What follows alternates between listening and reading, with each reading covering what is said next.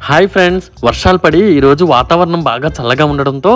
మా పాపకి నాకు రోటీ విత్ చికెన్ కర్రీ తినాలనిపించిందండి. అందుకే గబగబా నువ్వు రోటీ చేసేస్తే నేను చికెన్ కర్రీ చేస్తాను అని మా మిస్సెస్కి చెప్పగానే ఓకే అంటూ గంట సేపు ముందే కలిపి పెట్టుకున్న చపాతీ పిండిని తీసుకొని రౌండ్ గా ఒత్తుకొని ఈ విధంగా పెనం మీద కాల్చుకున్నాక స్టవ్ మీద ఈ విధంగా రౌండ్ గా బాల్ లా పొంగించుకొని శుతి మెత్తని పుల్కాలని అయితే రెడీ చేసేసింది. ఈ విధంగా పుల్కాల్ని రెడీ చేయటం చూసి నేను కూడా గబగబా షాప్ కు వెళ్లి జస్ట్ హాఫ్ కిలో చికెన్ తీసుకుని బాగా శుభ్రం చేసుకున్నాక ఇప్పుడు ఇందులో హాఫ్ టీ స్పూన్ పసుపు, తగినంత ఉప్పు, హాఫ్ టీ స్పూన్ వరకు కారం వేసుకుని ముక్కలన్నింటినీ బాగా పట్టించి గంట పాటు పక్కన పెట్టేసుకున్నాను. గంట సేపటి తర్వాత స్టవ్ మీద ఒక ప్రెషర్ కుక్కర్ పెట్టుకుని తగినంత ఆయిల్ వేసుకుని ఆయిల్ కాస్త వేడెక్కాక ఇందులో 2 యాలకులు, 1 ఇంచి దాచిన చెక్క, 4 లవంగులు, అలాగే 2 చిన్న సైజు బిర్యానీ ఆకులు వేసుకుని వీటిని కాసేపు వేయించుకున్నాక ఇప్పుడు ఇందులో 3 సన్నగా తరిగిన ఉల్లిపాయలు వేసుకుని ఉల్లిపాయలు లైట్ గోల్డెన్ కలర్ వచ్చే వరకు మీడియం ఫ్లేమ్ లో వేయించుకున్నాను. ఉల్లిపాయలు లైట్ గోల్డెన్ కలర్ లో వచ్చాక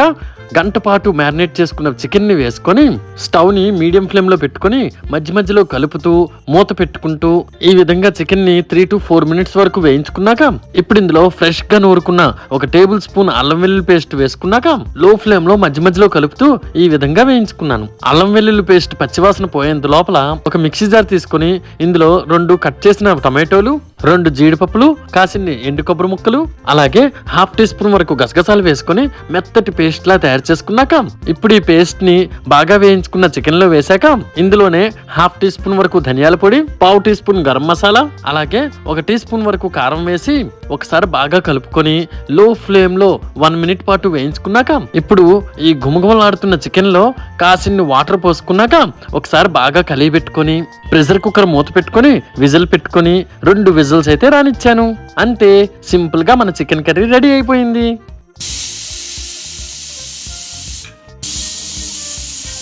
ఇప్పుడు స్టవ్ ఫ్లేమ్ ని ఆఫ్ చేసుకుని ప్రెషర్ కుక్కర్ ని బాగా చల్లారనిచ్చాక కర్రీ అంతటిని ఒక బౌల్లోకి తీసుకుని వేడి వేడి పొగలు కక్కుతున్న చికెన్ కర్రీని ప్లేట్ లో వడ్డించుకుని కొన్ని రౌండ్ గా కట్ చేసి నిమ్మరసం, ఉప్పు చల్లిన ఉల్లిపాయ ముక్కల్ని పక్కన పెట్టుకుని మా మిసెస్ చేసిన 3 శుతిమెత్తని పుల్కాలను కూడా వడ్డించుకున్నాక టెన్షన్స్ అన్నింటినీ పక్కన పెట్టి ప్రశాంతంగా కూర్చొని పుల్కాని తుంచుకొని వేడి వేడి చికెన్ కర్రీలోకి ముంచుకొని ఉల్లిపాయ ముక్కని నంచుకొని మధ్య మధ్యలో స్పైసీ చికెన్ ముక్కని కొరుక్కొని తింటూ ఉంటే ఉందండి అబ్బబ్బబ్బబ్బా, ఈ జన్మమే రుచి చూడడానికి దొరికేరా అంటూ ఈ రోజు డిన్నర్ ని ఫుల్ గా ఎంజాయ్ చేసేసా.